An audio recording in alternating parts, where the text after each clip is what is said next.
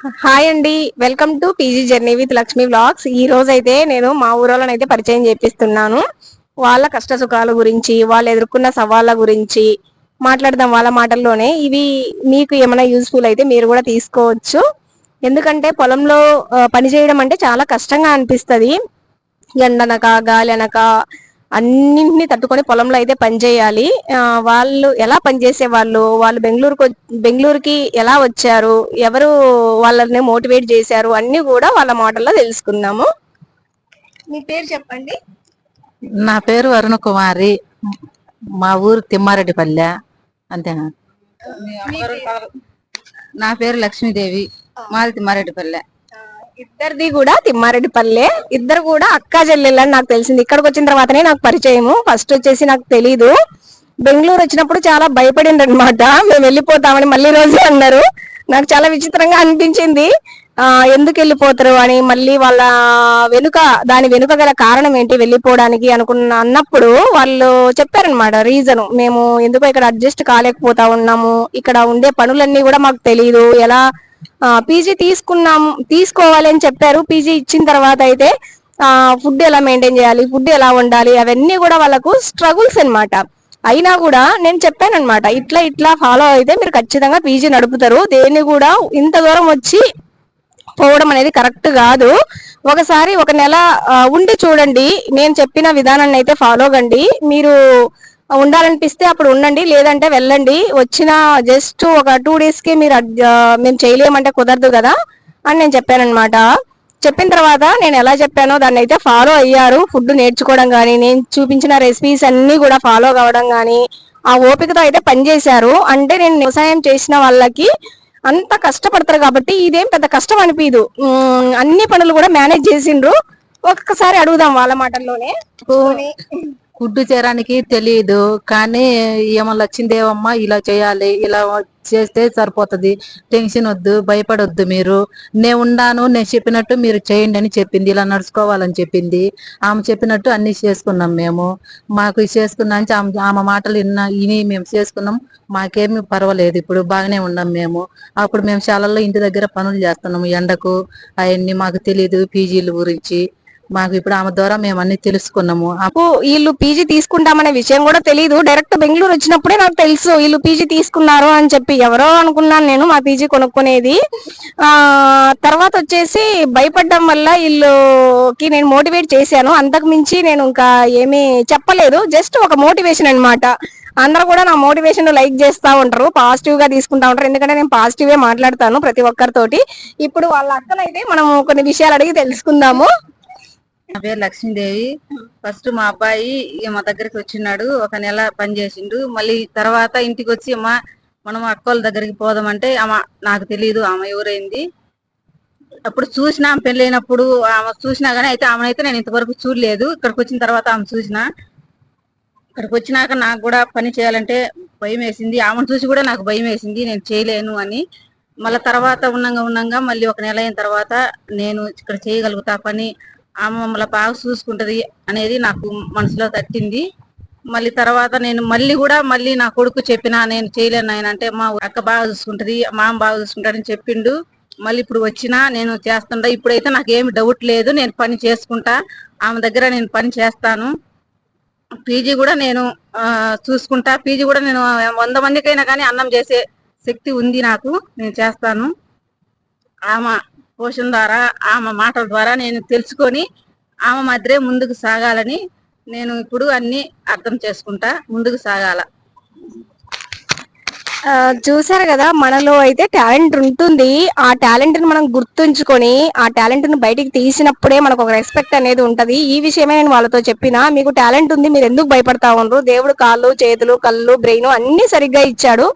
Just వాటిని ఉపయోగించుకునే విధానం తెలియాలి మనకి. అంతేగాని భయపడితే మనం ఎక్కడ కూడా బయటికి రాలేము, భయంలోనే మునిగిపోతాము. ఎందుకంటే భయం అనేది మన ఆలోచనలకి అడ్డుగా నిలుస్తుంది.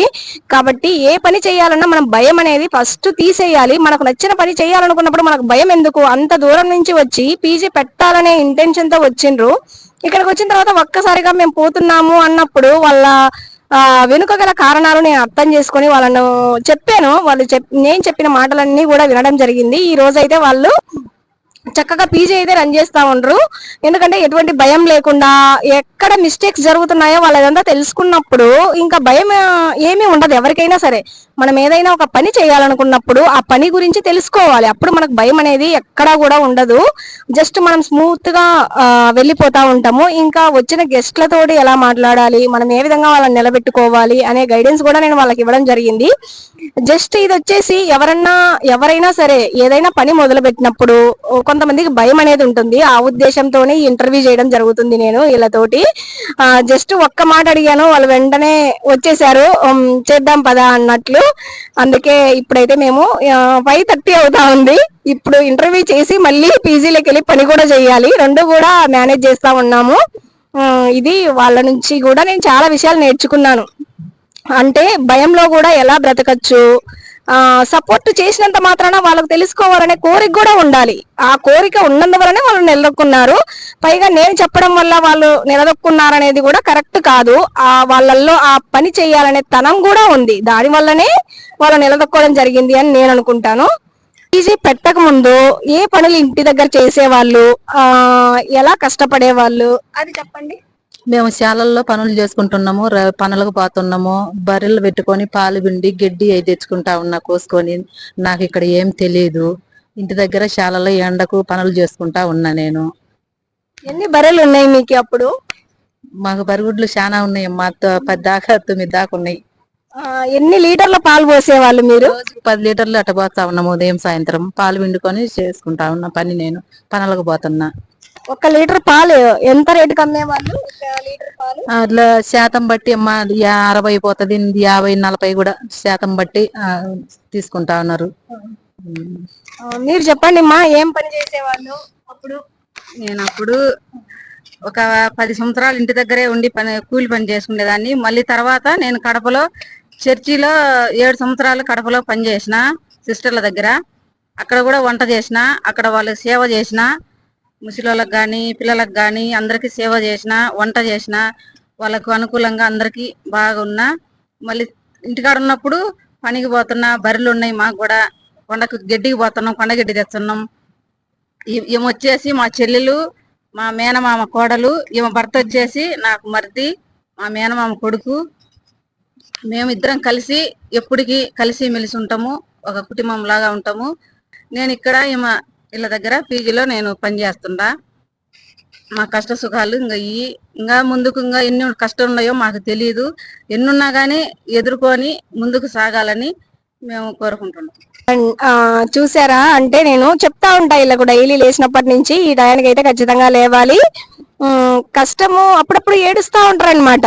నేను చాలా సార్లు చూసిన ఏడ్చినప్పుడు నేనేం చెప్తా ఉంటా, మీకు ఎందుకు మా ఏడ్చడం, ఏడిస్తే ఏమీ కాదు, మన కన్నీళ్లు కారేదే గాని మనం చూసి ఇంకా కొంతమంది వేలని చేసేవాళ్ళే గాని మనకైతే ఆదుకునే వాళ్ళు ఎవరు లేరు. మన బాధలన్నీ దిగుమింగుకొని మన పని మనం చేసుకుంటా పోవాలి అని ఆమె మాకు సలహాలు ఇస్తుంటది. నేను ఇంకో క్వశ్చన్ అయితే ఇలా అడుగుతున్నా. పీజీలో కొన్ని రకాల సవాళ్ళు ఉంటాయి, వ్యవసాయం చేసేటప్పుడు కూడా కొన్ని రకాల సవాళ్ళు ఉంటాయి. ఎందుకంటే ఒకసారి వ్యవసాయం చేసేటప్పుడు ఎండ ఎక్కువ ఉంటుంది, నీళ్ళు రావు బోర్వెల్ కి.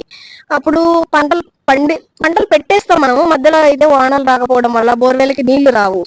అలాగే పీజీలో మనం పీజీ బిజినెస్ స్టార్ట్ చేసినప్పుడు ఒక్కొక్కసారి సడన్ గా ఖాళీలు పడిపోతా ఉంటాయి. ఎందుకంటే జాబ్ షిఫ్ట్ అయిందనో, లేదంటే కాలేజ్ అయిపోయింది మా కోర్సెస్ అని చెప్పి వెళ్ళిపోతా ఉంటారు. వ్యవసాయం చేసేటప్పుడు ఆ సవాల్ని ఎలా ఎదుర్కొన్నారు? ఇట్లా పీజీలో ఉండే సవాల్ని ఇలా ఖాళీలు అయినప్పుడు మీరు ఎలా ఒత్తిడిని భరించారు? నాకైతే ఈడే దగ్గర మాట్లాడడానికి భయము. ఫస్ట్ టైం ఈ రోజే కాబట్టి భయము. నా తరపున మా అక్క మాట్లాడుతుంటది, వినండి, చెప్తా ఉంటది. కొద్దిగా నీళ్లు లేక ఇబ్బందులు, మోటార్ చెడిపోయి వేరే మోటార్ వేసుకొని సాగించుకొని మోటార్ పండించుకొని వరి, జొన్న, పత్తి అవన్నీ పండించుకొని ఇంకా కష్టాలు పడినంత వరకు పడిండ్రు. చూసారా, ఫార్మర్స్ అయినప్పుడు ఏదైనా నీళ్ళ ఎద్దడి ఉంటే ఎక్కడి నుంచి నీళ్లు తేవాలి, మా పంట పొలాలని చక్కగా ఎలా చూసుకోవాలి, మనము దీని నుంచి బయటపడాలి, మనం పంట పెట్టింటాము దానికి ఫలితం కూడా రావాలి అని రైతు ఆలోచన చాలా చక్కగా ఉంటుంది. ఈ బోర్వెల్ రాకపోతే ఇంకొక వాళ్ళని అడిగి ఇంకొక రైతుని అడిగి ఆ బోర్వెల్ నుంచి పైపులన్నీ వేసి మళ్ళీ దీనికి కూడా మడవలు కట్టడం జరుగుతూ ఉంటది. అంత హార్డ్ వర్క్ తో రైతు పనిచేస్తా ఉంటారు. ఇప్పుడు వచ్చేసి కాలేజ్కి వెళ్ళిన స్టూడెంట్స్ కానీ లేదు అంటే వర్క్ చేసేటప్పుడు ఏదైనా కొంచెం ప్రెషర్ అయితే ఆ డిప్రెషన్ లోనే ఉండిపోతా ఉంటారు. అది ఏమాత్రం మంచి పద్ధతి కాదు. ఎందుకంటే మనం రైతుల నుంచి నేర్చుకునే విషయాలు చాలా ఉన్నాయి. చూడండి, రైతు అంత హార్డ్ వర్క్ చేసి తనకు ఫలితం వస్తుందా రాదనే తెలీదు, కానీ ఆ ఫలితం కోసం ఎదురు చూసి కష్టపడి పనిచేస్తా ఉంటారు. అలాగే మనం కూడా ఆఫీస్ లో పనిచేసే వాళ్ళ అయినా సరే, లేదు అంటే కాలేజీలో చదువుకునే వాళ్ళైనా మనం అసలు ఎందుకు వచ్చాం ఇక్కడికి, జాబ్ లో ఉండే వాళ్ళు అయితే మనం ఇంకా ఎలా గ్రో కావాలి, ఎలా ప్రమోషన్ సంపాదించాలి అనే విషయం పైన దృష్టి పెట్టాలి. అలాగే కాలేజ్కి వెళ్ళే వాళ్ళు అయితే ఇంకా నేను మంచిగా ఎలా చదవాలి, ఇంకా ఏం కావాలి అనే విషయాలపైన దృష్టి పెట్టాలి. అత్యంత కష్టమైంది ఏది అంటే క్లీనింగ్ ఉంటది, ఫుడ్ ఉంటది, ఇంకా సెక్యూరిటీ కల్పించాలి వాళ్ళకి. ఈ 3 విషయాలలో అత్యంత కష్టంగా ఏ విషయంలో ఫీల్ అవుతారు? ఆ పీజీలో కష్టం అనిపించేది ఫీలింగ్ అంటే కష్టం అనిపించదు, రోజు చేస్తాం కాబట్టి. ఫుడ్ చేసేది కష్టం అనిపిస్తుంది, 3 టయాలు చేయాలి కాబట్టి కష్టం అనిపిస్తుంది. అదే కష్టం అని నేను అనుకుంటా. కానీ కొంతమంది పిల్లలు టయానికి రానప్పుడు, మళ్ళీ అన్నం అయిపోయినప్పుడు లేటుగా అన్నం లేదు అంటే అన్నప్పుడు మళ్ళీ ఏ టైం అయినా కానీ లేచి చేయాలి నేను అన్నం. ఇంతవరకు పీజీలో ఏది కష్టం అనిపించింది? ఏ ఫుడ్ చేయడం కష్టంగా అనిపిస్తది? ఉదయం ఫుడ్ చేయడం కష్టమా, లేదు అంటే సాయంత్రమా, మధ్యాహ్నమా? ఉదయం కష్టం అనిపించదు, మధ్యాహ్నము లంచ్ టైంలో నాకు కొద్దిగా కష్టం అనిపిస్తుంది. అయినా కూడా హెల్పర్ ఉండడు, కుక్ ఉండడు, ఎంతమంది ఉన్నా కానీ మనము చేయాలి, వాళ్ళకి హెల్పింగ్ చేయాలి, ఇది ఇది అని చెప్పాలి. మనం ఏది లేకపోయినా మనం చూసుకోవాలి అన్ని. అది కష్టము, వంట కష్టము, అన్ని ఇంకా వంట చేసేదే కష్టము. సాయంత్రం పూట కూడా కష్టంగా ఉంటది, అయినా కూడా చేయాలి. చూడండి, కష్టమైనా కూడా ఇష్టంతో చేస్తా ఉంటారు పని. ఎందుకంటే పీజీలో 3 టైమ్స్ ఫుడ్ పెట్టాలి కదా, అది ఎక్కువ క్వాంటిటీలో పెట్టాలి, పైగా మంచిగా చేయాలని అయితే నేను చెప్తా ఉంటా వాళ్ళకి. క్వాలిటీ ఎక్కడ కూడా తగ్గకూడదు, ఎందుకంటే మనం క్వాలిటీ మెటీరియల్ ఇచ్చినప్పుడు క్వాలిటీ కూడా మెయింటైన్ చేయాలి అంటాను. అందరినీ సాటిస్ఫై చేయడం అనేది చాలా అరుదు అన్నమాట. అందరూ కూడా సాటిస్ఫై కారు, ఎందుకంటే డిఫరెంట్ డిఫరెంట్ స్టేట్స్ నుంచి బెంగళూరుకి వచ్చి ఉంటారు. వాళ్ళ ఫుడ్ హ్యాబిట్స్ వేరే ఉంటాయి. ఇక్కడ అందరికీ కూడా సెమీగా ఉంటుంది సాటిస్ఫాక్షన్ అనేది. ఈ విధంగా అయితే నేను వాళ్ళకి చెప్తా ఉంటాను, పైగా నేను కూడా ఇదే మెయింటైన్ చేస్తూ ఉంటా. అడిగేది వీళ్ళని, వీళ్ళు ఏడ్చేటప్పుడు నేనైతే చాలా విషయాలు చెప్పాను కదా, ఇట్లా ఏడవకూడదు, ఇట్లా అయితే పని చేయాలి అని చెప్పి. ఆ ఇంకొకరు ఏడ్చేటప్పుడు వీళ్ళు ఎలాంటి ధైర్యాన్ని వాళ్ళకి ఇస్తారో అది కూడా నేను నేర్పించాను వాళ్ళకి. ఈ వీడియోలో అయితే నేను వాళ్ళని అడుగుదాం అనుకుంటున్నాను, ఎలా వాళ్ళు ధైర్యాన్ని ఇస్తారు వేరే వాళ్ళు ఏడ్చినప్పుడు. ఎందుకంటే మన చుట్టుపక్కల ఎవరు ఏడ్చినా కూడా మనం వాళ్ళకి జస్ట్ ఒక ఓదార్పుని ఇచ్చాము అంటే వాళ్ళు ముందుకెళ్తారు ఖచ్చితంగా. మనకు ఆ ధైర్యాన్ని మనం ఇవ్వాలి. మనం ఏమి డబ్బు సహాయం చేయట్లేదు, ఇంకొక సహాయం ఆస్తి సహాయం చేయట్లేదు, జస్ట్ ఒక మాటతోటి వాళ్ళను ఆ డిప్రెషన్ నుంచి బయటికి తీసుకురావచ్చు. ఎట్లాంటి సహాయం వాళ్ళు చేస్తారో ఏడ్చే వాళ్ళకి మనం వాళ్ళ మాటల్లోనే అడిగి తెలుసుకుందాం. చెప్పండి, ఎవరైనా ఏడ్చారంటే మీ పక్కలో మీరు ఎట్లాంటి ధైర్యాన్ని ఇస్తారు వాళ్ళకి? మీరు ఎందుకమ్మా ఏడ్చేది, అంటారు మనకు మామూలే ఉండేది, ఏడవద్దు, మనం ఇట్లాంటి పనులు చేసుకోవాలి కదా, ఇట్లా ఉండాలి కదా అని ధైర్యం మనం చెప్తున్నాం వాళ్ళకి. నేను కూడా వచ్చిన కొత్తలో బెంగళూరు తెలియదు కదా నాకు, నేను కూడా మయంగా ఏడ్చేదాన్ని. ఏడుచావుంటే ఏమో వండుకొని లచ్చిందేవమ్మ, ఎందుకు ఏడుచావు నువ్వు, ఏడ్చాకు, ఇలా చెయ్యాలి, ఇలా ధైర్యం ఉంటేనే నువ్వు చేర్చవు, లేకపోతే ఉండలేవు, నువ్వు ఇలా ఉండాలి అలా ఉండాలని నాకు చెప్పింది. ఆమె సలహా ఇచ్చింది, చాలా నన్ను నిలబెట్టింది ఏమో.